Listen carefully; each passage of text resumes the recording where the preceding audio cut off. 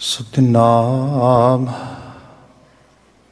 ਵਾਹਿਗੁਰੂ ਸਾਹਿਬ JIO. ਰਾਗ ਬਿਲਾਵਲ ਮਹਲਾ ਚੌਥਾ। ਕਰ ਤੀਜਾ ਇੱਕ ਓਂਕਾਰ ਸਤਿਗੁਰ ਪ੍ਰਸਾਦ। ਉਦਮ ਮਤ ਪ੍ਰਭ ਅੰਤਰ ਜਾਮੀ। ਜਿਉ ਪ੍ਰੇਰੇ ਤਿਉ ਕਰਨਾ। ਉਦਮ ਮਤ ਪ੍ਰਭ ਅੰਤਰ ਜਾਮੀ। ਜਿਉ ਪ੍ਰੇਰੇ ਤਿਉ ਕਰਨਾ। ਜਿਉ ਨਟੁਆ ਤੰਤ ਵਜਾਏ ਤੰਤੀ। ਤਿਉ ਵਾਜੈ ਜੰਤ ਜਨਾ। ਜਪ ਮਨ ਰਾਮ ਨਾਮ ਰਸਨਾ। ਮਸਤਕ ਲਿਖਤ ਲਿਖੇ ਗੁਰ ਪਾਇਆ। ਹਰ ਹਿਰਦੈ ਹਰ ਬਸਨਾ ਰਹਾ। ਮਾਇਆ ਗਿਰਸਤ ਭ੍ਰਮਤ ਹੈ ਪ੍ਰਾਣੀ। ਰਖ ਲੈ ਹੋ ਜਨ ਆਪਣਾ। ਜੋ ਪ੍ਰਹਿਲਾਦ ਹਰ ਨਾਖਸ਼ ਗ੍ਰਸਿਓ। ਹਰ ਰਾਖਿਓ ਹਰ ਸ਼ਰਨਾ। ਕਵਨ ਕਵਨ ਕੀ ਗਤ ਮਿਤ ਕਹੀਐ। ਹਰ ਕੀਏ ਪਤਿਤ ਪਵਨਾ। ਓ ਢੋਵੈ ਢੋਰ ਹਾਥ ਚਮ ਚਮਰੇ। ਹਰ ਉਧਰਿਓ ਪਰਿਓ ਸ਼ਰਨਾ। ਪ੍ਰਭ ਦੀਨ ਦਇਆਲ ਭਗਤ ਭਵਤਾਰਨ। ਹਮ ਪਾਪੀ ਰਾਖ ਪਪਨਾ। ਹਰ ਦਾਸਨ ਦਾਸ ਦਾਸ ਹਮ ਕਰਿਓ। ਜਨ ਨਾਨਕ ਦਾਸ ਦਸਨਾ। ਪ੍ਰਭ ਦੀਨ ਦਇਆਲ ਭਗਤ ਭਵਤਾਰਨ। ਹਮ ਪਾਪੀ ਰਾਖ ਪਪਨਾ। ਹਰ ਦਾਸਨ ਦਾਸ ਦਾਸ ਹਮ ਕਰਿਓ। ਜਨ ਨਾਨਕ ਦਾਸ ਦਸਨਾ। ਵਾਹਿਗੁਰੂ ਜੀ ਕਾ ਖਾਲਸਾ ਵਾਹਿਗੁਰੂ ਜੀ ਕੀ ਫਤਿਹ। ਜੁਗੋ ਜੁਗ ਅਟਲ। ਧੰਨ ਧੰਨ ਗੁਰੂ ਗ੍ਰੰਥ ਸਾਹਿਬ ਜੀ। ਗੁਰੂ ਪਾਤਸ਼ਾਹ ਜੀ ਦੀ ਅਪਾਰ ਅਜ਼ਮਤ ਬਖਸ਼ਿਸ਼ ਸ਼ਾਮ ਸਮੇਂ ਸਤਸੰਗਤ ਦੇ ਪਲ ਅਸੀਂ ਪ੍ਰਾਪਤ ਕੀਤੇ ਨੇ।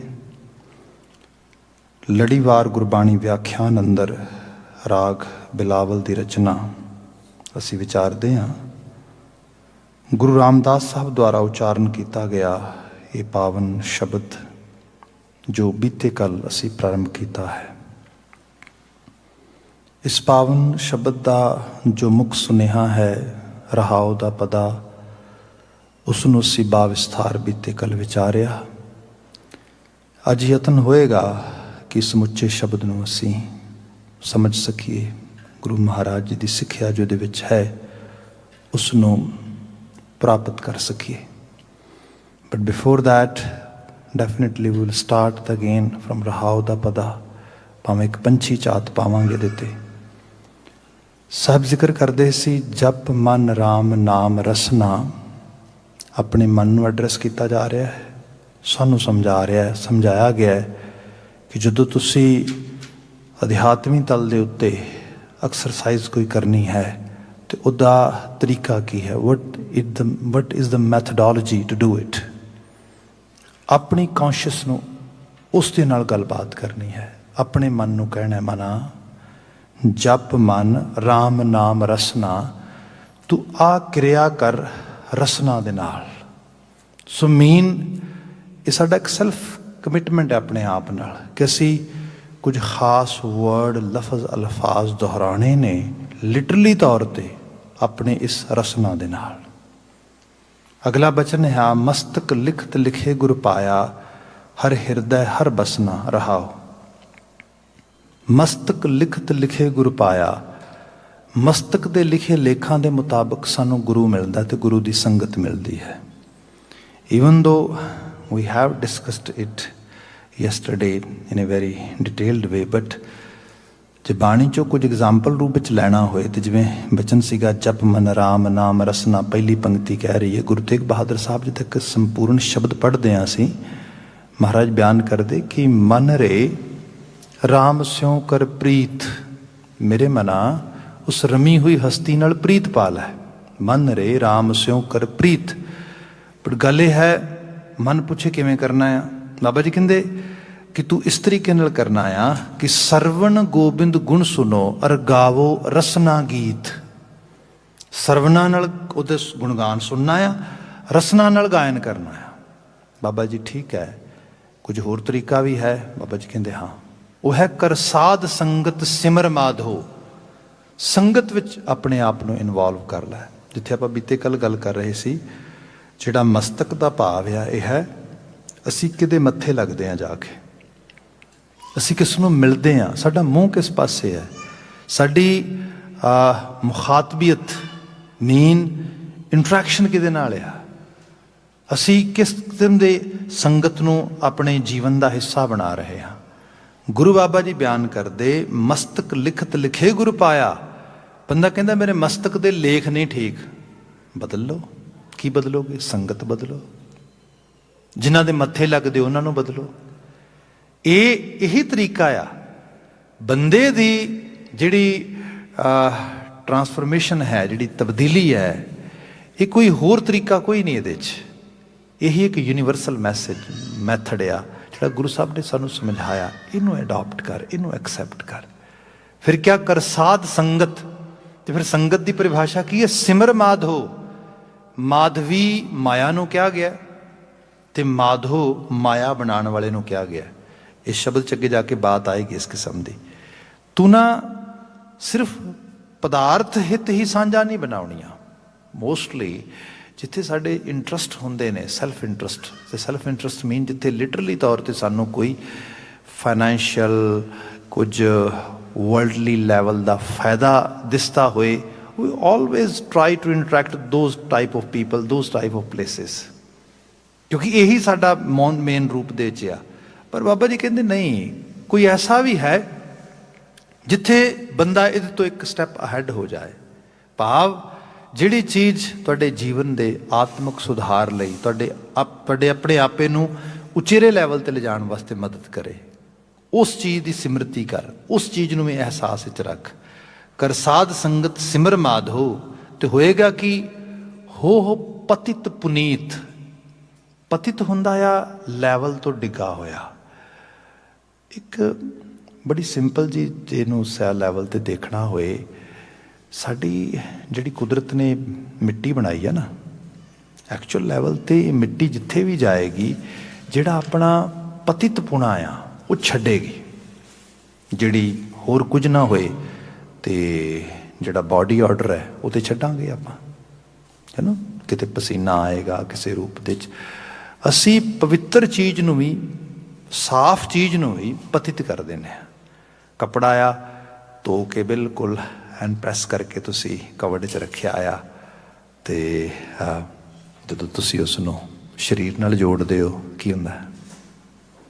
ਉਸ ਤਰ੍ਹਾਂ ਸਾਫ਼ ਨਹੀਂ ਰਹਿ ਜਾਂਦਾ। ਥੋੜਾ ਸਮਾਂ ਪਾ ਕੇ, ਥੋੜਾ ਇੱਕ ਵਾਰ ਹੁਣ ਪਾ ਕੇ ਵੀ ਲਾ ਦਿਓ, ਉਹ 'ਚ ਬਾਡੀ ਆਰਡਰ ਚਲਾ ਜਾਂਦਾ ਪਤਿਤ। ਤੇ ਇਕੱਲੀ ਫਿਜ਼ੀਕਲ ਸਾਈਡ ਤੇ ਨਹੀਂ ਹੈ, ਮਨੁੱਖ ਦੀ ਸਮੁੱਚੀ ਪਰਸਨੈਲਿਟੀ, ਪਰਸੋਨਾ ਦੇ ਵਿੱਚ ਇਹਦੇ 'ਚ ਇਹ ਖਾਮੀ ਹੈ। ਜਿੱਥੇ ਵੀ ਅਸੀਂ ਵਿਚਰਦੇ ਹਾਂ, ਜਾਂਦੇ ਹਾਂ, ਆਲੇ ਦੁਆਲੇ ਹੁੰਨੇ ਹਾਂ, ਉੱਥੇ ਕੁਝ ਨਾ ਕੁਝ ਸਾਡੇ ਵੱਲੋਂ ਮਤਲਬ ਗੰਦਗੀ ਫੈਲਦੀ ਹੈ। ਸੋ ਸਿਰਫ ਫਿਜ਼ੀਕਲ ਸਾਈਡ 'ਤੇ ਨਹੀਂ ਹੁੰਦੀ, ਸਾਡੇ ਵਿਹਾਰ ਵਿੱਚੋਂ ਹੁੰਦੀ ਹੈ। ਸਾਡੇ ਤੋਂ ਕੋਈ ਐਕਸਪੈਕਟੇਸ਼ਨ ਕਰਦਾ ਉਮੀਦ ਨਹੀਂ ਹੁੰਦੀਆਂ, ਸਾਡੇ ਤੋਂ ਕਿਸੇ ਨੂੰ ਗਲਤ ਬੋਲਿਆ ਜਾਂਦਾ ਹੈ, ਸਾਡੇ ਨਾਲ ਸਾਂਝ ਬਣਾਉਣ ਲੱਗਿਆ ਜੋ ਮੈਨਰਸ ਜੋ ਫੋਲੋ ਕਰਨਾ ਉਹਦੇ 'ਚ ਕੋਈ ਗੜਬੜ ਹੋ ਜਾਂਦੀ ਹੈ। ਸੋ ਡੈਫੀਨੇਟਲੀ ਕੁਝ ਨਾ ਕੁਝ ਪਤਿਤਪੁਣਾ ਉਹ ਮੌਜੂਦ ਆ। ਜਦੋਂ ਇਹਦਾ ਦੁਹਰਾਓ ਲਗਾਤਾਰ ਹੁੰਦਾ ਜਾਂਦਾ ਹੈ, ਫਿਰ ਕਈ ਵਾਰੀ ਬੰਦੇ ਨੂੰ ਅਹਿਸਾਸ ਹੀ ਇਹ ਭੁੱਲ ਜਾਂਦਾ ਹੈ ਕਿ ਮੈਨੂੰ ਪਵਿੱਤਰਤਾ 'ਤੇ ਧਿਆਨ ਦੇਣਾ ਚਾਹੀਦਾ ਹੈ। ਪਤਿਤਪੁਣਾ ਤੇ ਆਪੀ ਆ ਰਿਹਾ ਆ, ਆਪਣੇ ਲੈਵਲ ਤੋਂ ਡਿੱਗ ਤੇ ਮੈਂ ਆਪੀ ਰਿਹਾ ਲਗਾਤਾਰ। ਸੋ ਮੈਂ ਇਹਨੂੰ ਜਿਹੜਾ ਹੈਗਾ ਉਸ ਚੀਜ਼ ਨੂੰ ਇਨਕਰੀਜ਼ ਕਰਾਂ। ਬਾਬਾ ਜੀ ਬਿਆਨ ਕਰਦੇ ਸੰਗਤ ਕਰਿਆ ਕਰ, ਮਾਧੋ ਨੂੰ ਸਿਮਰਿਆ ਕਰ, ਅਰਦਾਸ ਕਰਿਆ ਕਰ, ਆਪਣੇ ਮਨ ਦੀ ਦੁਨੀਆ ਦੇ ਨਾਲ ਸਿੱਝਿਆ ਕਰ। ਹੋਏਗਾ ਕੀ? ਕਰ ਸਾਧ ਸੰਗਤ ਸਿਮਰ ਮਾਧੋ ਹੋ ਪਤਿਤ ਪੁਨੀਤ। ਪਤਿਤ ਤੋਂ ਪੁਨੀਤ ਹੋਣ ਦੀ ਐਬਿਲਿਟੀ ਤੇਰੇ 'ਚ ਆ ਜਾਏਗੀ। ਸੋ ਇੱਥੇ ਜਿਹੜੀ ਬਾਤ ਆ ਰਹੀ ਹੈ, ਇਹ ਹੈ ਮਸਤਕ ਲਿਖਤ ਲਿਖੇ ਗੁਰ ਪਾਇਆ, ਹਰ ਹਿਰਦੈ ਹਰ ਬਸਨਾ। ਵੈਸੇ ਤੇ ਘਰ ਉਹਦਾ ਹਰੀ ਦਾ ਹੀ ਹੈ, ਜਿਹੜਾ ਹਿਰਦਾ ਸਾਡਾ, ਪਰ ਉੱਥੇ ਹਰੀ ਦਾ ਵਿਚਾਰ ਕੋਈ ਨਹੀਂ ਵਸਦਾ, ਇਹ ਮੁਸ਼ਕਲ ਹੈ। ਹਿਰਦੇ ਦਾ ਮਤਲਬ ਹੀ ਹੁੰਦਾ ਹੈ ਕਿ ਜਿਹੜਾ ਹਰੀ ਦਾ ਰਹਿਣ ਵਾਲਾ ਘਰ ਆ, ਉਹਦਾ ਹੀ ਆਪਣਾ ਆਲਿਆ ਹੈ, ਇਸ ਕਰਕੇ ਉਹਨੂੰ ਹਿਰਦਾ ਕਿਹਾ ਗਿਆ। ਪਰ ਉਹਦੇ ਤੋਂ ਬਿਨਾ, ਉਹਦੇ ਤੋਂ ਛੁੱਟ ਬਾਕੀ ਸਾਰੇ ਵਿਚਾਰ ਉਹਦੇ 'ਚ ਰਹਿੰਦੇ ਨੇ।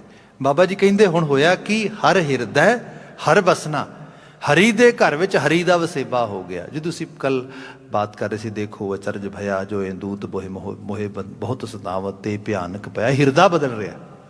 ਹੁਣ ਸ਼ੁਰੂਆਤ ਆ ਗਈ ਇਸ ਬਚਨ ਦੀ। ਗੁਰੂ ਰਾਮਦਾਸ ਮਹਾਰਾਜ ਬਿਆਨ ਕਰਦੇ, ਉਦਮ ਮਤ ਪ੍ਰਭ ਅੰਤਰ ਜਾਮੀ, ਜਿਉਂ ਪ੍ਰੇਰੇ ਤਿਉਂ ਕਰਨਾ। ਉਦਮ ਮਤ ਪ੍ਰਭ ਅੰਤਰ ਜਾਮੀ। ਉਦਮ ਲਫ਼ਜ਼ ਬੜਾ ਪਿਆਰਾ ਆ, ਇਹਦਾ ਸਿੰਪਲ ਟਰਾਂਸਲੇਸ਼ਨ ਬਣਦੀ ਐਫਰਟ। ਦੇਖੋ ਤਿੰਨ ਚੀਜ਼ਾਂ ਤੇ ਬਾਣੀ ਨੇ ਬਹੁਤ ਫੋਕਸ ਕੀਤਾ ਆ। ਨੰਬਰ 1 ਪ੍ਰਯਾਸ, ਨੰਬਰ 2 ਅਰਦਾਸ ਤੇ ਨੰਬਰ 3 ਪ੍ਰਸਾਦ। ਬੰਦੇ ਨੂੰ ਪ੍ਰਸਾਦ ਚਾਹੀਦਾ ਹੈ। ਪ੍ਰਸਾਦ ਮੀਨ ਬਲੈਸਿੰਗ, ਗ੍ਰੇਸ, ਬਖਸ਼ਿਸ਼, ਜਿਹਦੇ 'ਚ ਖੁਸ਼ੀਆਂ, ਸਭ ਕੁਛ ਆ। ਬੰਦਾ ਉਹਦੇ ਲਈ ਕਿਤੇ ਕਿਤੇ ਅਰਦਾਸ ਕਰ ਰਿਹਾ, ਕਿਤੇ ਕਿਤੇ ਪ੍ਰਯਾਸ ਕਰ ਰਿਹਾ। ਬਾਣੀ ਕਹਿੰਦੀ ਦੋਵਾਂ ਨੂੰ ਕੰਬਾਈਨ ਕਰ। ਇੱਥੇ ਪ੍ਰਯਾਸ ਵੀ ਜ਼ਰੂਰੀ ਹੈ, ਇੱਥੇ ਅਰਦਾਸ ਵੀ ਜ਼ਰੂਰੀ ਹੈ। ਜੇ ਮੈਨੂੰ ਹੋਰ ਸਰਲ ਕਰਾਂ, ਪ੍ਰੋਫੈਸਰ ਪੂਰਨ ਸਿੰਘ ਬੜੇ ਦਾਨਿਸ਼ਮੰਦ ਸਕਾਲਰ ਨੇ ਸਾਡੇ, ਉਸ ਦੀ ਬਿਆਨ ਕਰਦੇ, ਕਹਿੰਦੇ ਲੋਕੀ ਕਹਿੰਦੇ ਰੱਬ ਅਰਦਾਸ ਨਹੀਂ ਸੁਣਦਾ, ਉਹ ਕਹਿੰਦੇ ਸੁਣਦਾ ਆ। ਜਿਹੜੇ ਕੰਮ ਲਈ ਤੁਸੀਂ ਅਰਦਾਸ ਕਰਕੇ ਉਸ ਕੰਮ ਵਿੱਚ ਲੱਗ ਜਾਂਦੇ ਹੋ, ਉਹ ਰੱਬ ਕਰ ਦਿੰਦਾ ਹੈ। ਜਿਹੜੇ ਕੰਮ ਲਈ ਅਰਦਾਸ ਕਰਕੇ ਤੁਸੀਂ ਸੌ ਜਾਂਦੇ ਹੋ, ਉਹ ਨਹੀਂ ਕਰਦਾ। ਕਿਉਂਕਿ ਕਾਰਨ ਇਹ ਹੈ, ਅਰਦਾਸ ਦੇ ਨਾਲ ਪ੍ਰਯਾਸ ਦਾ ਜਿਹੜਾ ਪੱਖ ਹੈ ਉਹ ਵੀ ਰਿਲੇਟ ਕੀਤਾ ਜਾਏ। ਉਦਮੀ ਹੋਣਾ, ਐਫਰਟ ਪਾਉਣੀ। ਪਰ ਜੋ ਚੀਜ਼ ਸਾਨੂੰ ਵਰਜਦੀ ਹੈ ਉਹ ਹੈਗੀ ਹੈ ਪ੍ਰੇਰਨਾ, ਇੰਸਪੀਰੇਸ਼ਨ। ਇੱਥੇ ਬਚਨ ਹੈ ਉਦਮ ਮਤ ਪ੍ਰਭ ਅੰਤਰ ਜਾਮੀ, ਜਿਉਂ ਪ੍ਰੇਰੇ। ਅੱਜ ਦੀ ਦੁਨੀਆ ਦੇ ਵਿੱਚ, ਈਵਨ ਸਾਡੇ ਸਾਈਕੋਲੋਜੀ ਦੇ ਲਿਟਰੇਚਰ 'ਚ ਇਹ ਗੱਲ ਕੀਤੀ ਗਈ, ਜੇ ਸਮੁੱਚੇ ਜਿਹੜੇ ਹਿਊਮਨ ਫਲਾਜ਼ ਨੇ, ਜਿਹੜੀਆਂ ਮਨੁੱਖ ਦੀਆਂ ਕਮੀਆਂ ਨੇ, ਇਹਨਾਂ ਸਾਰੀਆਂ ਨੂੰ ਜੇ ਡਿਸਟਿਲਰੀ ਕੀਤਾ ਜਾਏ, ਇਹਨਾਂ ਸਾਰੀਆਂ ਨੂੰ ਨਿਚੋੜਿਆ ਜਾਏ, ਤੇ ਨਿਚੋੜ ਕੇ ਕੋਈ ਇੱਕ ਵੱਡੀ ਕਮੀ ਜਿਹਦੇ ਉੱਤੇ ਸਾਨੂੰ ਸਾਰਿਆਂ ਨੂੰ ਕੰਮ ਕਰਨ ਦੀ ਲੋੜ ਹੋਏ, ਉਹ ਕੀ ਹੋਏਗੀ?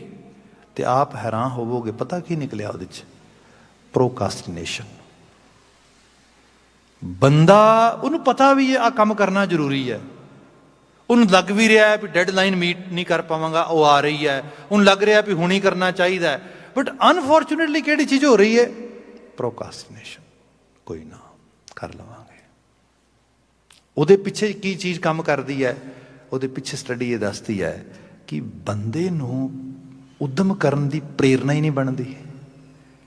ਇੱਥੇ ਫਿਰ ਜੋ ਬਹੁਤ ਬਰੀਕ ਜਿਹਾ ਨੁਕਤਾ ਆਉਂਦਾ ਸਾਡਾ, ਉਹ ਆਉਂਦਾ ਸਾਡੀ ਇੱਛਾ ਸ਼ਕਤੀ, will power.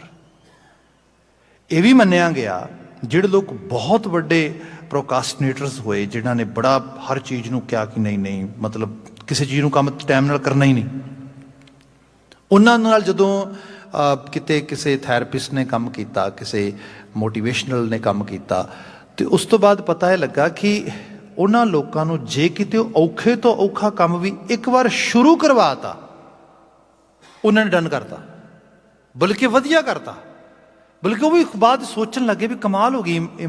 they got amazed that yes, we have that ability, we can finish these kind of jobs, we can do these kind of tasks। ਪਰ ਮੁਸ਼ਕਿਲ ਕੀ ਹੈ? ਸ਼ੁਰੂਆਤ ਕਰਨ ਦੀ। ਉੱਥੇ ਲਿਟਰਲੀ ਤੌਰ 'ਤੇ ਜਿਹੜੀ ਚੀਜ਼ ਟ੍ਰਿਗਰ ਕਰਦੀ ਹੈ ਉਹ ਤੁਹਾਡੀ ਵਿਲ ਪਾਵਰ ਹੀ ਹੈ, ਇੱਛਾ ਸ਼ਕਤੀ ਹੈ। ਇਹਨੂੰ ਮੈਂ ਹੋਰ ਸਰਲ ਕਰਕੇ ਬਿਆਨ ਕਰਾਂ, ਨਿਊਰੋ ਸਾਇੰਸ ਤੁਸੀਂ ਜੇ ਕਿਤੇ ਉਸ ਸਟੱਡੀ 'ਚ ਆ ਜਾਓ, ਸਾਡੇ ਨਾ ਜਿਹੜਾ ਸਾਡਾ ਬ੍ਰੇਨ ਆ, ਇਹ ਐਕਚੁਅਲੀ ਹੈ ਤੇ ਜਸਟ ਕਹਿ ਲਓ ਕਿ ਇੱਕ ਪ੍ਰੋਟੀਨ ਦਾ ਟੁਕੜਾ ਹੀ ਹੈ। ਤੇ ਉਹਦੇ 'ਚ ਬਹੁਤ ਬਰੀਕ ਵਾਇਰਿੰਗ ਹੋਈ ਹੈ, ਜਿਵੇਂ ਬਹੁਤ ਬਰੀਕ ਵਾਲਾਂ ਦੀ ਤਰ੍ਹਾਂ ਆਰਟਰੀਜ਼ ਹੁੰਦੀਆਂ ਨੇ, ਇਸ ਤਰੀਕੇ ਦੇ ਨਾਲ ਬੜੀਆਂ ਬਰੀਕ ਬਰੀਕ। ਉਹਨਾਂ ਦੇ ਅੰਦਰ ਫਲੂਇਡ ਜਿਹੜਾ ਪਾਣੀ ਹੁੰਦਾ ਆ ਉਹ ਚੱਲਦਾ। ਉਹਦੇ 'ਚ ਬਾਤ ਇਹ ਹੁੰਦੀ ਕਿ ਉਹਨਾਂ ਦੇ ਵਿੱਚ ਬਹੁਤ ਛੋਟੇ ਛੋਟੇ ਜਿਵੇਂ ਟਾਈਨੀ ਸਪੈਕ ਬੋਲਸ ਹੁੰਦੀਆਂ ਨੇ ਨਾ, ਛੋਟੀਆਂ ਛੋਟੀਆਂ, ਇਸ ਕਿਸਮ ਦੇ ਛੋਟੇ ਛੋਟੇ ਅਣੂ, ਛੋਟੇ ਛੋਟੇ ਜਿਹੜੇ ਨੇ ਉਹ ਜਿਹੜੇ ਟਾਈਨੀ ਸਪੈਕ ਹੈਗੇ ਨੇ ਉਹ ਵਿੱਚ ਭੱਜਦੇ। ਉਹਨਾਂ ਨੂੰ ਨਿਊਰੋ ਟਰਾਂਸਮੀਟਰਸ ਕਿਹਾ ਜਾਂਦਾ। ਉਹ ਜਿਹੜੇ ਨਿਊਰੋ ਟਰਾਂਸਮੀਟਰਸ ਹੈਗੇ ਨੇ ਉਹਨਾਂ 'ਚ ਦੋ ਕੈਟਾਗਰੀਜ਼ ਬਣਾਉਂਦੇ ਨੇ। ਉਹ ਕਹਿੰਦੇ ਨੇ ਫਿਊ ਆਰ ਰਿਸੈਪਟਰਸ, ਕਿਸੇ ਚੀਜ਼ ਨੂੰ ਰਿਸੀਵ ਕਰਨ ਵਾਲੇ ਨੇ, ਫਿਊ ਆਰ ਜਨਰੇਟਰਸ, ਕਿਸੇ ਚੀਜ਼ ਨੂੰ ਜਨਰੇਟ ਕਰਨ ਵਾਲੇ ਨੇ। ਵਿੱਚ ਜਿਹੜਾ ਕਮਿਊਨੀਕੇਸ਼ਨ ਹੁੰਦਾ ਉਹਨਾਂ ਦੇ, ਉਹ ਐਕਚੁਅਲ ਲੈਵਲ 'ਤੇ ਜਿਵੇਂ ਕੋਈ ਸਾਡੇ ਅਸੀਂ ਆਪਣੇ ਮੋਬਾਈਲ ਟਾਵਰ ਅਤੇ ਮੋਬਾਈਲ ਫੋਨ ਦੇ ਦਰਮਿਆਨ ਇੱਕ ਇਲੈਕਟ੍ਰੋ ਜਿਹੜੀ ਹੈ, ਇੱਕ ਤਰ੍ਹਾਂ ਦੀ ਟਰਾਂਸਫਰਮੇਸ਼ਨ, ਇੱਕ ਤਰ੍ਹਾਂ ਦੀ ਜਿਹੜੀ ਹੈ ਟ੍ਰਾਂਜੀਸ਼ਨ, ਇੱਕ ਦੂਜੇ ਵੱਲ ਦੇਖਦੇ ਹੈਗੇ, ਇੱਕ ਦੂਜੇ ਵੱਲ ਸਾਂਝ ਦੇਖਦੇ ਆ, ਉਸ ਕਿਸਮ ਦੀ ਸਾਂਝ ਹੁੰਦੀ। ਹੁੰਦਾ ਇਹ ਕਿ ਸਪੋਜ਼ ਜਦੋਂ ਅਸੀਂ ਪ੍ਰਾਇਮਰੀ ਸਟੇਜ 'ਤੇ ਕਿਸੇ ਚੀਜ਼ ਨੂੰ ਐਗਰੀ ਕਰਦੇ ਹਾਂ, ਵੀ ਸਪੋਜ਼ ਸਾਡਾ ਆਪਣਾ ਕੋਈ ਭੈਣ ਭਰਾ ਆ, ਬੱਚਾ ਆ, ਅਸੀਂ ਉਹਨੂੰ ਕਹਿੰਦੇ ਆ ਤੂੰ ਨਾ ਲੇਟ ਬਹੁਤ ਜਾਗਦਾ, ਤੈਨੂੰ ਟਾਈਮ ਨਾਲ ਸੌਣਾ ਚਾਹੀਦਾ। ਉਹ ਦਲੀਲ ਦਿੰਦਾ, no I never actually get that much late. ਉਹ ਨਹੀਂ ਨਹੀਂ ਨਹੀਂ, ਤੂੰ ਕੱਲ 12 ਵਜੇ ਸੁੱਤਾ ਸੀ। ਹਾਂ, that's not late, but 12 is not late, 12 is late. And day before yesterday you slept around 1 o'clock। ਉਹ ਫਿਰ ਥੋੜ੍ਹਾ ਉਹਨੂੰ ਲੱਗਦਾ ਵੀ ਹਾਂ ਥੋੜ੍ਹੀ ਗੱਲ ਤੇ ਹੈ, 1 o'clock। ਉਦੋਂ ਪਿਛਲੀ ਰਾਤ 2 ਵਜੇ ਸੁੱਤਾ ਸੀ, ਲੇਟ ਨਹੀਂ ਹੈ। ਫਿਰ ਉਹਦੇ ਕੋਲ ਕੋਈ ਬਚਦਾ ਨਹੀਂ ਤਰੀਕਾ, ਉਹਨੂੰ ਫਿਰ ਨੋਟ ਕਰਨਾ ਪੈਂਦਾ, ਕਹਿੰਦਾ ਹਾਂ ਗੱਲ ਠੀਕ ਹੈ, you know I was late, ਠੀਕ ਹੈ। ਤੂੰ ਉੱਠਿਆ ਕਦੋਂ ਸੀਗਾ? ਤੂੰ ਉੱਠਿਆ ਉਸ ਰਾਤ, ਤੂੰ ਜਿਹੜਾ 2 ਵਜੇ ਸੌ ਕੇ ਸਵੇਰੇ ਉੱਠਿਆ 11 ਵਜੇ। ਤੂੰ ਮੈਨੂੰ ਦੱਸ ਇਹ ਟਾਈਮ ਠੀਕ ਹੈ ਸੌ ਉੱਠਣ ਦਾ? ਨਹੀਂ, ਠੀਕ ਨਹੀਂ ਗਾ। ਤੁਸੀਂ ਉਹਨੂੰ ਮਨਾ ਲਿਆ, ਕਨਵਿੰਸ ਕਰ ਲਿਆ ਕਿ ਰਾਤ ਨੂੰ ਟਾਈਮ ਨਾਲ ਸੌਣਾ ਆ ਤੇ ਸਵੇਰੇ ਟਾਈਮ ਨਾਲ ਉੱਠਣਾ ਆ। ਤੁਸੀਂ ਕਿਹਾ ਸ਼ੁਕਰ ਹੈ, ਮੰਨ ਗਿਆ, ਜੌਬ ਡਨ ਹੋ ਗਈ। We are totally satisfied that convince ਕਰ ਲਿਆ ਸੀ। ਹੁਣ ਹੋਇਆ ਕੀ? ਹੋਇਆ ਇਹ ਕਿ ਰਾਤ ਨੂੰ 12 ਵੀ ਵੱਜ ਗਏ, 1 ਵੀ ਵੱਜ ਗਿਆ, 2 ਵੀ ਵੱਜ ਗਿਆ, ਉਹ ਤਾਂ ਨਹੀਂ ਸੁੱਤਾ। ਸਵੇਰੇ ਉਹ ਫਿਰ ਜਿਹੜਾ ਹੈਗਾ 12 ਵਜੇ ਉੱਠਿਆ ਜਾ ਕੇ। ਅਸੀਂ ਕਿਹਾ ਹੱਦ ਹੋ ਗਈ, ਕਮਾਲ ਕਰਤੀ ਤੂੰ। ਕੱਲ ਮੰਨਿਆ ਵੀ, ਕੱਲ ਗੱਲ ਹੋਈ ਵੀ, ਅੱਜ ਰਾਤ ਸੇਮ ਬਿਹੇਵੀਅਰ ਤੂੰ ਫਿਰ ਐਕਸਰਸਾਈਜ਼ ਕੀਤਾ। ਇਸ਼ੂ ਕਿੱਥੇ ਹੋਇਆ? ਇਸ਼ੂ ਪਤਾ ਕਿੱਥੇ ਹੋਇਆ? ਜਦੋਂ ਉਹਨੇ ਸਾਰੀ ਚੀਜ਼ ਨੂੰ ਬਲੀਵ ਕੀਤਾ, ਜਦੋਂ ਸਾਰੀ ਚੀਜ਼ ਨਾਲ ਸਾਡੇ ਨਾਲ ਐਗਰੀ ਕੀਤਾ, ਉਸ ਵਕਤ ਉਹਦੀ ਜਿਹੜੀ ਬ੍ਰੇਨ ਦੀ ਕੰਡੀਸ਼ਨ ਸੀਗੀ ਇਹ ਸੀਗੀ ਕਿ ਜਿਹੜੇ ਜਨਰੇਟਰ ਸੀਗੇ ਉਹ ਮੈਸੇਜ ਜਨਰੇਟ ਕਰ ਰਹੇ ਸੀਗੇ ਕਿ ਇਹ ਗੱਲ ਤੇ ਐਗਰੀ ਕਰਨਾ ਚਾਹੀਦਾ ਹੈ। This is actually this is possible, I can do it, this is very genuine thing, I should not get disagree here, ਮੈਨੂੰ ਐਕਸੈਪਟ ਕਰਨਾ ਚਾਹੀਦਾ ਹੈ। That kind of messages has been generated। ਇਸੇ ਕਰਕੇ ਉਹ ਨੋਡਿੰਗ ਕਰਦਾ, ਇਸੇ ਕਰਕੇ ਮੰਨਦਾ ਇਹ ਗੱਲ ਹੋ ਰਹੀ ਹੈ ਉਹਦੇ ਅੰਦਰ। ਸਾਨੂੰ ਵੀ ਲੱਗ ਰਿਹਾ ਉਹਦੀ ਬਾਡੀ ਲੈਂਗੁਏਜ ਐਗਰੀ ਕਰ ਰਹੀ ਹੈ। ਹੁਣ ਉੱਥੇ ਕੀ ਮਸਲਾ ਕੀ ਬਣ ਗਿਆ? ਜਿਹੜਾ ਰਿਸੈਪਟਰ ਆ, ਤੇ ਉਹ ਰਿਸੈਪਟਰ ਦਾ ਕੰਮ ਕੀ ਹੈ? ਉਸ ਨੇ ਪ੍ਰੋਗਰਾਮਿੰਗ ਕਰਨੀ ਹੈ ਸਾਡੀ ਸਾਰੀ ਬਾਡੀ ਦੇ ਨਾਲ, ਬ੍ਰੇਨ ਦੇ ਵਿੱਚੋਂ, ਜਿਹਨੇ ਉਸ ਚੀਜ਼ ਨੂੰ ਐਗਜ਼ੀਕਿਊਟ ਕਰਨਾ। ਉਹਨੇ ਰਿਸੀਵ ਹੀ ਨਹੀਂ ਕੀਤਾ ਮੈਸੇਜ। ਉਹ ਕਹਿੰਦਾ ਤੂੰ ਕਰੀ ਜਾ ਜਨਰੇਟ, ਹੂ ਕੇਅਰ, ਮੈਂ ਤੇ ਰਿਸੀਵ ਕਰਦਾ। ਇਹ ਜਿਹੜੀ ਕਮੀ ਹੈ, ਐਕਚੁਅਲੀ ਕਹਿੰਦੇ ਉਹ ਜਿਹੜਾ ਰਿਸੈਪਟਰ ਹੈ ਉਹਨੇ ਮੈਸੇਜ ਰਿਸੀਵ ਕਰਨਾ ਹੈ ਕਿ ਨਹੀਂ ਕਰਨਾ, ਇਹ ਸਾਡੇ ਵਾਸਤੇ ਖੇਡ ਨਹੀਂ ਹੈ। ਇੱਥੇ ਜਾ ਕੇ ਸਾਡੇ ਕੋਲ ਕੋਈ ਮੈਡੀਸਿਨ ਨਹੀਂ, ਕੋਈ ਦਵਾਈ ਨਹੀਂ, ਕੋਈ ਕੈਮੀਕਲ ਨਹੀਂ, ਨਥਿੰਗ, ਜ਼ੀਰੋ। ਅਦਰਵਾਈਜ਼ ਇਹ ਕਦੀ ਨਾ ਹੋਏ ਕਿ ਜਿਹੜੇ ਲੋਕ ਅੱਜ ਐਡਿਕਸ਼ਨ ਦੇ ਨਾਲ ਜਾਂ ਜਿਹੜੇ ਲੋਕ ਬੈਡ ਹੈਬਿਟਸ ਦੇ ਨਾਲ ਇੰਨੀ ਜ਼ਿਆਦਾ ਸਟਰਗਲ ਕਰ ਰਹੇ ਨੇ, ਮਾਡਰਨ ਸਾਇੰਸ, ਐਲੋਪੈਥੀ, ਸਾਡਾ ਫਾਰਮਾਕੋਲੋਜੀਕਲ ਮਾਡਲ ਉਹਨਾਂ ਦੀ ਹੈਲਪ ਨਾ ਕਰ ਪਾਉਂਦਾ। ਜ਼ਰੂਰ ਕਰਦਾ। ਦੇयर इज नो ਕੈਮੀਕਲ। ਫਿਰ ਇਹ ਕਿਹਾ ਗਿਆ ਕਿ ਇਹ ਬਾਤ ਹੁੰਦੀ ਕਿਵੇਂ ਹੈ? ਫਿਰ ਇਹ ਵੀ ਨਹੀਂ ਕਿ ਬੰਦਾ ਹਮੇਸ਼ਾ ਉਹਦਾ ਰਿਸੈਪਟਰਸ ਮੈਸੇਜ ਰਿਸੀਵ ਨਹੀਂ ਕਰਨਗੇ। कई बार ऐसा हुंदा पहली वो सेम गल बंदा एग्री किया, उन्होंने एग्जीक्यूट नहीं किया, थोड़ी जी फोर्स नाल एक दिन एग्री किया, उस गल नूं मन लिया, बंदा किते आके कमाल हो गई, रिसैप्टर्स ने मैसेज रिसीव कर लिया, विल पावर पैदा हो गई, कम हकीकत च बदल गया। इत्थे जाके अज दा थैरेपिस्ट ये कहंदा आ सानू स्पिरिचुअलिटी च इंगेज होना चाहिए।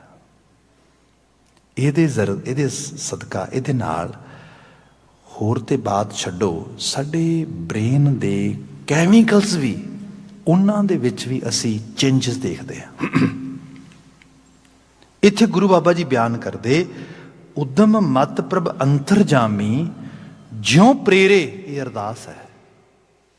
ਉਦਮ ਤੇ ਮੈਂ ਕਰਨਾ ਹੈ, ਐਫਰਟ ਤੇ ਮੈਂ ਕਰਨਾ ਹੈ, ਮਤ ਧਾਰਨ ਕਰਕੇ, ਮਤ ਰਿਸੀਵ ਕਰਕੇ, ਮਤ ਨੂੰ ਲੈ ਕੇ, ਪਰ ਬਾਬਾ ਪ੍ਰੇਰਨਾ ਤੇ ਤੂੰ ਕਰਨੀ ਹੈ ਨਾ, ਉਦਮ ਹੋਏਗਾ, ਪ੍ਰੇਰ ਮੈਨੂੰ ਇੰਨੀ ਕੈਬਿਲਿਟੀ ਤੇ ਦੇ ਜਿਹੜੀ ਉਹ ਮੇਰੇ ਅੰਦਰ ਖਾਸ ਕਰਕੇ ਉਹ ਜਿਹੜੀ ਮਿੱਟੀ ਹੈ ਮੇਰੀ, ਉਹ ਮੈਸੇਜ ਰਿਸੀਵ ਕਰ ਸਕੇ, ਪਰਸੀਵ ਕਰ ਸਕੇ। ਉਦਮ ਮਤ ਪ੍ਰਭ ਅੰਤਰ ਜਾਮੀ ਜਿਉਂ ਪ੍ਰੇਰੇ ਤਿਉਂ ਕਰਨਾ, ਤੇ ਹੋਣਾ ਵੀ ਉਸੇ ਤਰੀਕੇ ਨਾਲ ਹੈ। ਜਦੋਂ ਇੱਕ ਵਾਰੀ ਤੂੰ ਪ੍ਰੇਰ ਦਿੱਤਾ, ਜਦੋਂ ਤੂੰ ਉਸ ਲੈਵਲ ਤੇ ਮੈਸੇਜ ਰਿਸੀਵ ਹੋਣਾ ਸ਼ੁਰੂ ਹੋ ਗਿਆ, ਤੇ ਫਿਰ ਬਾਤ ਉਸ ਲੈਵਲ ਤੇ ਉਸ ਨੂੰ ਐਕਸਰਸਾਈਜ਼ ਕਰਨ ਵਾਲੇ ਪਾਸੇ ਲੈ ਤੁਰੇਗੀ। ਫਿਰ ਕਿਆ, ਜੋ ਨਟੂਆ ਤੰਤ ਵਜਾਏ ਤੰਤੀ। ਤੁਸੀਂ ਦੇਖੋ ਨਟੂਆ ਬਦਲਦੇ ਵਕਤ ਦੇ ਨਾਲ ਮੁਹਾਜ ਬਦਲਿਆ ਹੈ ਤੇ ਕਲਾ ਦੀ ਕਦਰ ਹੋਈ ਹੈ। ਇਹ ਚੰਗੀ ਗੱਲ ਹੈ। ਲੋਕੀ ਕਲਯੁੱਗ ਆ ਗਿਆ, ਫਲਾਣਾ ਆ ਗਿਆ, ਬੜਾ ਕੁਛ ਕਹਿੰਦੇ। ਐਕਚੁਅਲ ਲੈਵਲ ਤੇ ਜਿਹੜਾ ਸਾਜ਼ ਵਜਾਉਣਾ ਆ, ਇਹ ਕੋਈ ਸੌਖਾ ਕੰਮ ਨਹੀਂ ਗਾ, ਬਹੁਤ ਔਖਾ ਕੰਮ। ਮੈਂ ਤਾਂ ਕਹਿੰਦਾ ਕੁਛ ਬਾਬੇ ਦੀ ਪ੍ਰੇਰਨਾ ਆ, ਕੁਝ ਇਹੋ ਜਿਹਾ ਮਾਹੌਲ ਆ, ਕੁਝ ਡੈਫੀਨੇਟਲੀ ਡਾਇਸਪੋਰਾ 'ਚ ਸਿੱਖ ਬੈਠਾ ਖੂਬ ਸਾਰਾ, ਗੁਰਦੁਆਰੇ ਸਾਹਿਬ ਸਥਾਪਿਤ ਨੇ ਉੱਥੇ ਸਾਡੇ, ਮਤਲਬ ਸਾਨੂੰ ਪ੍ਰੋਗਰਾਮਸ ਵਗੈਰਾ, ਵਿਆਹ ਸ਼ਾਦੀਆਂ, ਮਰਨਾ ਚੱਪਣਾ ਸਭ ਕੁਛ ਕਰਨ ਵਾਸਤੇ ਸਾਨੂੰ ਰਾਗੀ ਸਿੰਘ ਚਾਹੀਦੇ ਨੇ, ਤੇ ਉਹਦੇ ਕਰਕੇ ਉਹ ਮਿਹਨਤ ਵੀ ਕਰਦੇ ਨੇ ਲੋਕ, ਤੇ ਉਹ ਕੀਰਤਨ ਗਾ ਕੇ ਸਭ ਕੁਛ ਦੇ ਕੇ ਸਾਡੀ ਇਸ ਤਰੀਕੇ ਨਾਲ ਸਰਵ ਕਰ ਰਹੇ ਨੇ ਉਹ। ਅਦਰਵਾਈਜ਼ ਇੰਨੀ ਮਿਹਨਤ ਕਰਨੀ, ਸਾਜ਼ ਸਿੱਖਣਾ ਕੋਈ ਛੋਟਾ ਕੰਮ ਨਹੀਂ ਗਾ। ਇਹ ਤੇ ਬੰਦੇ ਦੀ ਪੂਰੀ ਜਿਹੜੀ ਹੈ ਉਹਦੇ ਅੰਦਰ ਇੱਕ ਤਰ੍ਹਾਂ ਦੇ ਨਾਲ ਤਬਦੀਲੀ ਹੋ ਜਾਂਦੀ, ਉਹਦੇ ਸਾਰੇ ਜੀਵਨ ਜਦੋਂ ਉਸ ਲੈਵਲ ਤੇ ਬੰਦੇ ਨੂੰ ਕਰਨਾ ਪੈਂਦਾ ਹੈ। ਆਪ ਹੋਰ ਹੈਰਾਨ ਹੋਵੋਗੇ। ਮੈਂ ਤੇ ਬਹੁਤ ਪਿਆਰੇ ਰਾਗੀ, ਬਹੁਤ ਪਿਆਰੇ ਵਜੰਤਰੀ ਜਿਹੜੇ ਨੇ ਉਹ ਦੇਖਦਾ ਆਪਣੇ ਘਰ ਦੇ ਵਿੱਚ, ਮਤਲਬ ਸਿੱਖੀ ਦੇ ਵਿਹੜੇ ਦੇ ਅੰਦਰ। ਤੇ ਇਹਦੇ ਮੁਕਾਬਲਤਨ ਮੈਂ ਗਵਈਏ ਵੀ ਦੇਖੇ ਨੇ, ਕੁਛ ਵੀ ਨਹੀਂ ਪਤਾ, ਪਰ ਉਹ ਕਿਉਂਕਿ ਉਹਨਾਂ ਨੂੰ ਪਤਾ ਲੱਗ ਗਿਆ ਮਾਰਕੀਟਿੰਗ ਕਿਵੇਂ ਕਰਨੀ ਹੈ, ਸਭ ਕੁਝ। ਕਈ ਵਾਰ ਤੇ ਕੁਝ ਇਹੋ ਜਿਹੇ ਵੀ ਮੈਂ ਖੁਦ ਇਸ ਰੂਪ ਵਿੱਚ ਸੁਣੇ ਦੇਖੇ ਜਿਨ੍ਹਾਂ ਨੂੰ ਸਰਗਮ ਤੱਕ ਨਹੀਂ ਕੱਢਣੀ ਆਉਂਦੀ ਪ੍ਰੋਪਰਲੀ। हाँ, कुछ गले च है थोड़ी कशिश है, कुछ गा रहे हैं तो हो रही है बात, पर ये बहुत वड्डी आर्ट है। इट्स नॉट ईजी थिंग, बड़ा वड्डा हार्ड वर्क भी है। तो गुरु साहब ने इन्हां दी कदर पाई अपने समय दे विच। भाई मरदाना जी साडे सामने देखो, ਇਹਦੀ मिसाल है, सत्ता जी, बलवंड जी, नत्था जी, अब्दुल्ला जी, तो गुरु साहब आप साज वजाउंदे रहे, साज आप उन्होंने बनाए, साजे सजिंदियां नूं प्रेरिया, घर रखिया, कीर्तन की आभा मंडत की पूरे दी पूरी। सो एक बड़ा एक कमाल का काम जिहड़ा हैगा, एक आर्ट है, एक पूरी दी पूरी जीवन की स्किल आ। फिर कल्ली ये नहीं गी, अज मैंटल हैल्थ च भी गल की जाती है। ये तो बाय चांस कुदरती तौर पर कुदरत कई बार तरस करती है, तो जिहड़ियां सॉफ्ट मोटर स्किल्स ने साडियां, वो किसी ना किसी तरीके नाल वधी जांदियां ने, डिवेलप होई जांदियां ने समाज विच।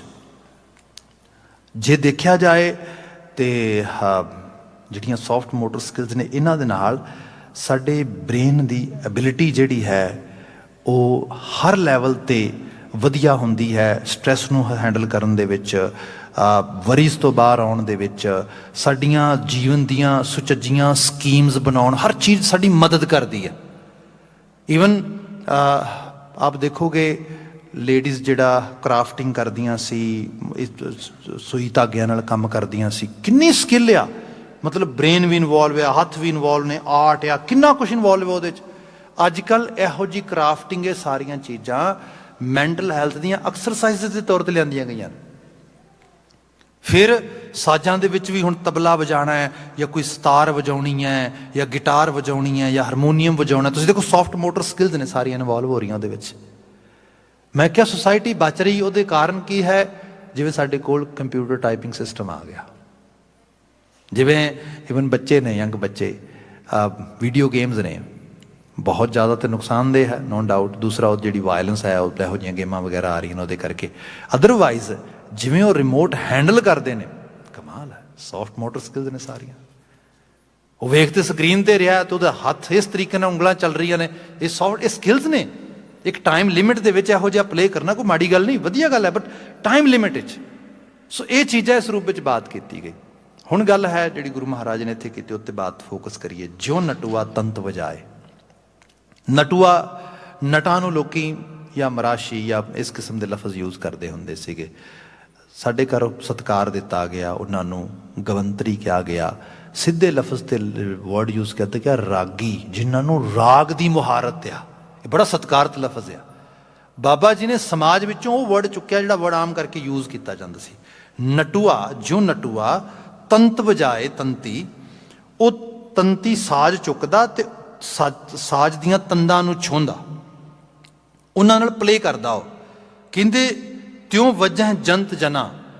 ਮਤਲਬ ਹੁਣ ਸਾਜ਼ ਵਜਾਰੇ ਦੇ ਕੀ ਵਸ ਆ? ਤੁਸੀਂ ਸਾਜ਼ ਨੂੰ ਕਹੋ ਵੀ ਨਹੀਂ ਨਹੀਂ ਤੂੰ ਨਾ ਆਹ ਸੁਰ ਵਜਾ ਰਿਹਾ, ਆ ਨਹੀਂ ਵਜਾ ਰਿਹਾ, ਤੂੰ ਨਾ ਇਸ ਕਿਸਮ ਦੀ ਧੁਨ ਕੱਢਣੀ ਚਾਹੀਦੀ ਹੈ, ਤੇ ਸਾਜ਼ ਕਹੇਗਾ ਮੇਰੇ ਤੇ ਵਾਸੀ ਕੁਛ ਨਹੀਂ ਹੈ। ਵਜਾਉਣ ਵਾਲੇ ਹੱਥਾਂ ਨੂੰ ਪੁੱਛੋ ਉਹ ਕੀ ਵਜਾ ਰਹੇ ਨੇ। ਅਸਲ ਵਿੱਚ ਅਸੀਂ ਸਾਰੇ ਦੇ ਸਾਰੇ ਸਾਜ਼ ਆ, ਵਜਾਉਣ ਵਾਲਾ ਨਟੂਆ ਉਹ ਆਪ ਹੈ। ਇਸ ਲਈ ਉਸ ਪਾਸੇ ਫੋਕਸ ਕਰੀਏ। ਇਹਦੇ 'ਚ ਗੁਰਬਾਣੀ ਦੇ ਦੋ ਮੈਸੇਜ ਧਿਆਨ ਨਾਲ ਫੜਨ ਵਾਲੇ ਨੇ। ਇੱਕ ਤੇ ਇਹ ਵੀ don't be judgmental toward anybody, toward anyone. ਅਸੀਂ ਜੱਜ ਬਹੁਤ ਜਲਦੀ ਕਰਦੇ ਹਾਂ। ਜਿਹੜੀ ਜਜਮੈਂਟਲ ਬਿਰਤੀ ਹੈ, ਇਹ ਸਾਨੂੰ ਅਹਿਸਾਸ ਨਹੀਂ ਕਰਾਉਂਦੀ ਕਿ ਮਦਰ ਨੇਚਰ ਦੇ ਬਣਾਏ ਹੋਏ ਪ੍ਰੋਗਰਾਮ ਦੇ ਵਾਇਰਿੰਗ ਦੇ ਨਾਲ ਬੰਦਾ ਆਇਆ ਆ। ਉਹਦੇ 'ਚ ਨਿਊਰੋ ਐਬਿਲਿਟੀ ਜਿਵੇਂ ਦੀ ਪਾਈ ਹੈ, ਉਹਦੇ ਮੁਤਾਬਕ ਉਹਦੀ ਡਿਸੀਜ਼ਨ ਮੇਕਿੰਗ ਆ, ਬਹੁਤ ਸਾਰੀਆਂ ਸਟਰਗਲ ਕਰ ਰਿਹਾ। ਮੈਂ ਖੁਦ ਇਸ ਚੀਜ਼ ਨੂੰ ਜਿਹੜਾ ਹੈਗਾ ਬਾਤ ਕਹਾਂ, ਮੈਂ ਕਈ ਵਾਰੀ ਸ਼ੇਅਰ ਕੀਤੀ ਡਿਊਰਿੰਗ ਸਾਡੀ ਸਕੂਲਿੰਗ ਦੇ ਵਿੱਚ। ਮੈਨੂੰ ਯਾਦ ਪੈਂਦਾ ਕਿ ਅਸੀਂ ਬੱਸ ਪਕੜਨੀ ਹੁੰਦੀ ਸੀ, ਅਤੇ ਇੱਕ ਰਾਹ 'ਤੇ ਸੀਗਾ ਸਿੱਧਾ, ਉੱਥੇ ਚਲੇ ਗਏ ਬੱਸ ਪਕੜਨ ਲਈ। ਇੱਕ ਰਾਹ ਸੀਗਾ ਥੋੜ੍ਹਾ ਘੁੰਮ ਕੇ ਆਉਣਾ ਪੈਂਦਾ ਸੀਗਾ ਕਾਫੀ ਸਾਰਾ, ਅਤੇ ਅਸੀਂ ਨਾ ਘੁੰਮ ਕੇ ਆਉਣਾ ਕਰਨਾ ਕਾਫੀ ਸਾਰਾ, ਸਿੱਧੇ ਰਾਹ 'ਤੇ ਨਹੀਂ ਜਾਣਾ। ਕਿਉਂ ਸਿੱਧੇ ਰਾਹ 'ਤੇ ਰੀਜ਼ਨ ਕੀ ਸੀਗਾ? ਉੱਥੇ ਬਹੁਤ ਸਾਰੇ ਅਹਾਤੇ ਬਣੇ ਸੀਗੇ, ਕੁਝ ਸ਼ਰਾਬ ਵਾਲੇ ਠੇਕੇ ਬਣੇ ਸੀਗੇ, ਅਤੇ ਉੱਥੇ ਬਹੁਤ ਸਾਰੀ ਲਾਟਰੀ ਬਾਜੀ ਜੂਆ ਵਗੈਰਾ ਖੇਡਦੇ ਲੋਕ, ਅਤੇ ਉਹ ਇਹ ਚੀਜ਼ਾਂ ਹੁੰਦੀਆਂ। ਘਰਦਿਆਂ ਨੇ ਵੀ ਕਿਹਾ ਸੀ, ਸਕੂਲ ਵਾਲਿਆਂ ਨੇ ਵੀ ਕਿਹਾ ਸੀਗਾ we don't even think to go toward that side at all. ਠੀਕ ਹੈ ਜੀ, ਅਸੀਂ ਉੱਤੇ ਦੀ ਗੇੜਾ ਲਾ ਕੇ ਖੂਬ ਸਾਰਾ ਫਿਰ ਜਾਇਆ ਕਰਨਾ। ਹੋਇਆ ਕਿ ਇੱਕ ਦਿਨ ਅਸੀਂ ਲੇਟ ਹੋ ਰਹੇ, ਤੇ ਅਸੀਂ ਵਿੱਚ ਦੀ ਭੱਜ ਲਏ ਉਸੇ ਰਾਹ ਤੋਂ ਵੀ ਬੱਸ ਨਿਕਲ ਜਾਏਗੀ, ਛੇਤੀ ਜਾ ਕੇ ਫੜਦੇ ਹਾਂ। ਮੈਨੂੰ ਯਾਦ ਆ ਰਕਸ਼ੇ ਦੇ ਉੱਤੇ ਇੱਕ ਸ਼ਖਸ ਬੈਠਾ, ਸ਼ਰਾਬੀ ਹੋਇਆ। ਉਹਨੇ ਸਾਨੂੰ ਆਉਂਦਿਆਂ ਨੂੰ ਵੇਖਿਆ, ਸਾਡੇ ਵੱਲ ਘੂਰ ਕੇ ਵੇਖਿਆ, ਰਕਸ਼ਾ ਚਲਾਉਣ ਵਾਲਾ ਹੋਣਾ। ਅਸੀਂ ਥੋੜ੍ਹਾ ਡਰ ਗਏ, ਬੱਚੇ ਸੀਗੇ। ਕਹਿੰਦਾ ਤੁਹਾਨੂੰ ਪਤਾ ਨਹੀਂ ਬੱਚੇ ਇਸ ਰਾਹ 'ਤੇ ਨਹੀਂ ਆਉਂਦੇ।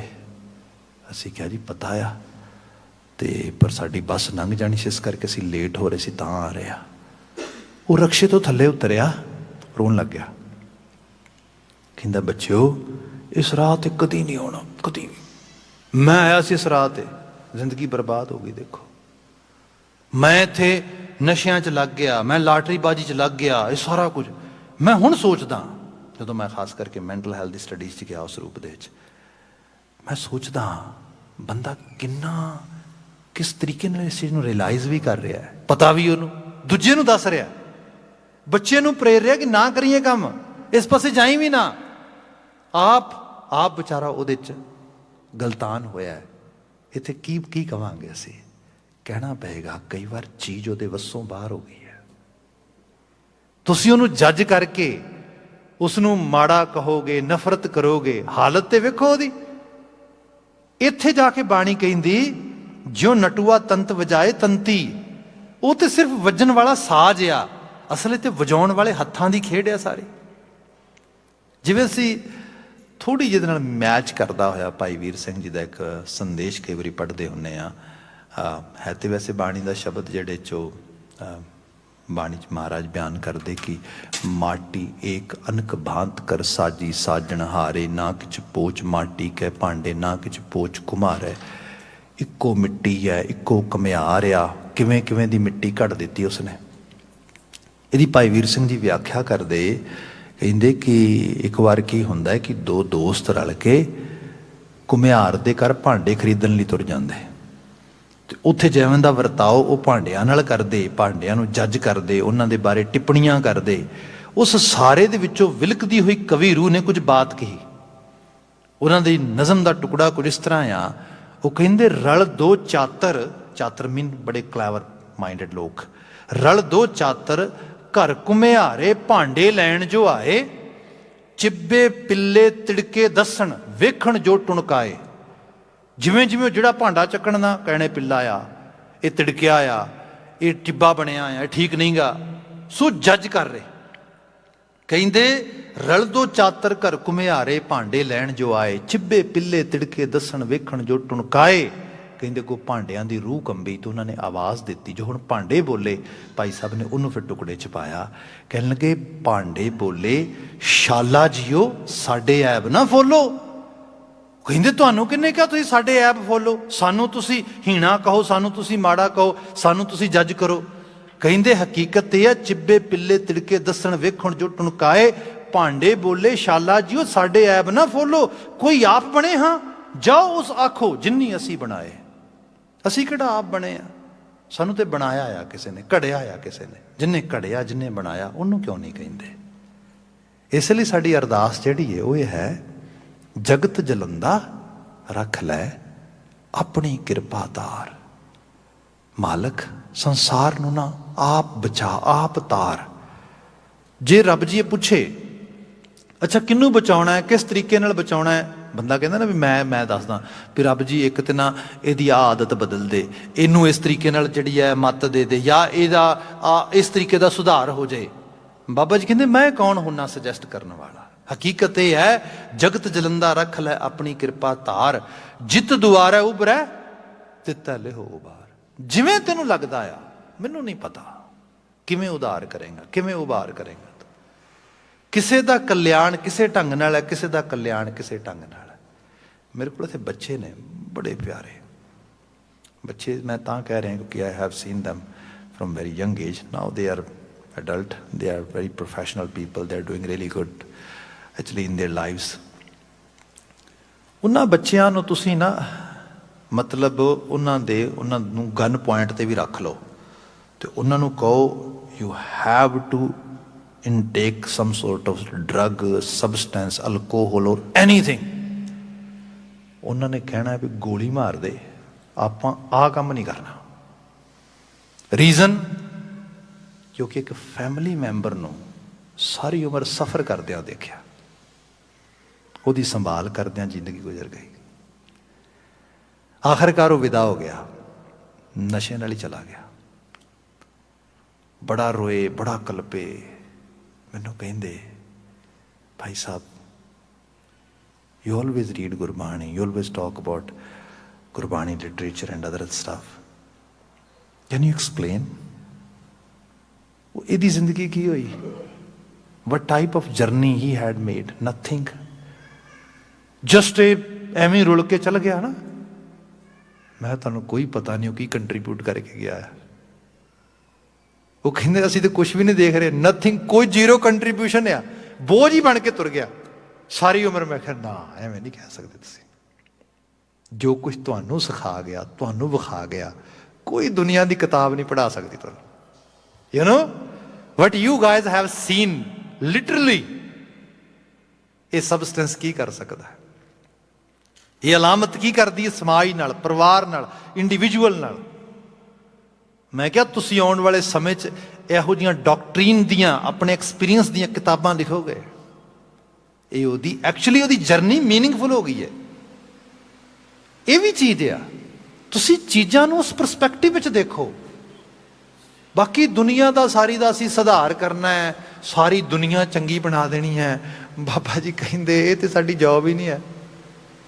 ਸਾਡੀ ਜੌਬ ਤੇ ਇਹ ਹੈ ਜੋ ਸਾਨੂੰ ਜੀਵਨ ਮਿਲਿਆ ਉਸ ਜੀਵਨ ਦੇ ਵਿੱਚ ਆਪਣੇ ਵਿਵੇਕ ਨੂੰ, ਇੰਦਰ ਇੰਸਟਿੰਕਟ ਨੂੰ ਸਹੀ ਤਰੀਕੇ ਨਾਲ ਇਸਤੇਮਾਲ ਕਰਕੇ ਆਪਣੇ ਆਪ ਨੂੰ ਅਧਿਆਤਮੀ ਤਲ ਤੇ ਉਸ ਲੈਵਲ ਤੇ ਲੈ ਜਾਣਾ ਜਿੱਥੇ ਜਾ ਕੇ ਅਸੀਂ ਉਹਦੇ ਹੁਕਮ ਨੂੰ ਸਮਝ ਕੇ ਉਹਦੀ ਰਜ਼ਾ ਵਿੱਚ ਰਾਜ਼ੀ ਰਹਿ ਸਕੀਏ। ਇਸ ਕਰਕੇ ਬਾਬਾ ਜੀ ਗੁਰੂ ਰਾਮਦਾਸ ਮਹਾਰਾਜ ਬਿਆਨ ਕਰਦੇ, ਜਿਉਂ ਨਟੂਆ ਤੰਤ ਵਜਾਏ ਤੰਤੀ, ਬੰਦੇ ਨੂੰ ਜੱਜ ਨਾ ਕਰ ਤੂੰ, ਤਿਉਂ ਵਾਜੈ ਜੰਤ ਜਨਾ, ਇਹ ਜੰਤ ਜਨ ਐਵੇਂ ਵੱਜ ਰਹੇ ਨੇ। ਅੱਗੇ ਕੁਝ 3 ਪਦੇ ਹੋਰ ਨੇ ਜਿਨ੍ਹਾਂ ਦੀ ਵਿਵੇਚਨਾ ਆਉਂਦੇ ਸਮੇਂ 'ਚ ਕਰਾਂਗੇ, ਬਿਕੋਜ਼ ਸਮੇਂ ਨੇ ਆਪਣਾ ਪੰਧ ਮੁਕਾ ਦਿੱਤਾ ਆ। ਆਪਾਂ ਨੂੰ ਇੱਥੇ ਸਮਾਪਤੀ ਕਰਨੀ ਪੈਣੀ ਹੈ। ਢਾਡੀ ਵੀਰ ਆ ਗਏ ਨੇ, ਅਗਲੀ ਸੇਵਾ ਉਹ ਕਰਨਗੇ।